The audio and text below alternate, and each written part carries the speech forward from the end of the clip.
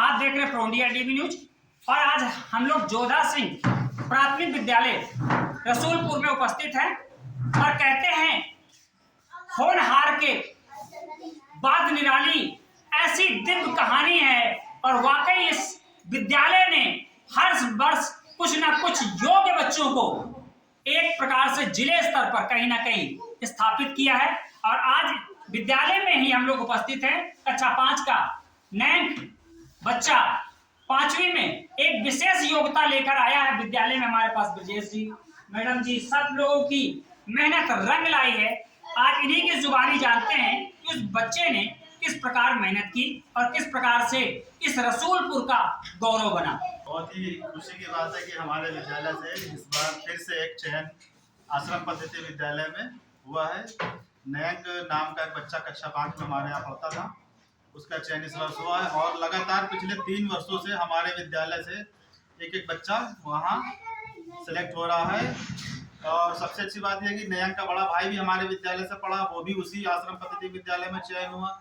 उसके बाद अखिलेश पाल राष्ट्रीय आय योग्यता परीक्षा में उनका चयन हुआ।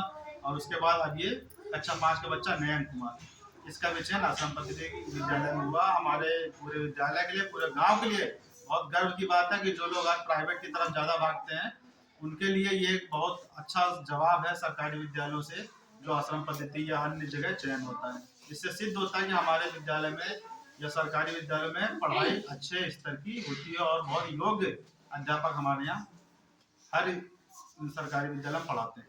पूरा सहयोग रहता है और वाकई इस सहयोग से मैं देख रहा हूं निरंतर 3 वर्षों से इस विद्यालय से कोई ना कोई बच्चा ना कि जिले का, आसपास के क्षेत्र का भी नाम रोशन करता है। क्या कहना चाहेंगे इस विषय पर आसपास के लोगों के लिए संदेश के रूप में? यही कहना चाहूँगी कि सरकारी विद्यालयों में जो पढ़ाई होती है, जो वहाँ से बच्चे जो चयनित होते हैं, और गांव के लोगों का आजकल प्राइवेट विद्यालयों की तरफ ज़्यादा रुझान हो रहा है। उनको ये देखना चाहिए कि हाँ, सरकारी विद्यालयों के बच्चे ही आज से नहीं, निरंतर कई वर्षों से जो आज बड़े बड़े पदों पर सुशोभित हैं, यहाँ से ही सरकारी विद्यालयों से ही IAS ऑफिसर वगैरह निकले हैं। तो उन्हें ये प्रेरणा लेनी चाहिए गाँव वालों को कि हाँ, हम प्राइवेट की तरफ ना भाग कर, प्राइवेट की चकाचौंध में ना भाग कर, हम यहाँ की पढ़ाई देखें और यहाँ पर अपने बच्चों का एडमिशन कराएं। नया बच्चा जिसका हुआ एडमिशन वो कक्षा 5 में मेरी कक्षा का छात्र था और बहुत ही सुशील और बहुत ही पढ़ाई में मेधावी छात्र था।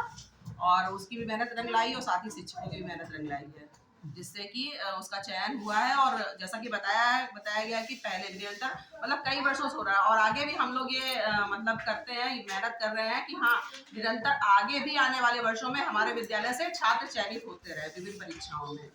बस मैं यही कहना चाहती हूँ, मेरा संदेश गांव वालों को यही है कि प्राइवेट की चकाचौंध से दूर होकर वो सरकारी विद्यालयों के बच्चों को भेज देना है, जिससे उनके बच्चे आगे चलकर बहुत अच्छे नागरिक बने। यहाँ पढ़ाई के साथ साथ हम संस्कार भी देते हैं जो कि शायद प्राइवेट विद्यालयों में नहीं मिल पाते हैं। तो बस यही है कि आए और सरकारी विद्यालयों पर, सरकारी शिक्षकों पर विश्वास करें, जिससे उनके बच्चों का भविष्य सुरक्षित हाथों में रहे।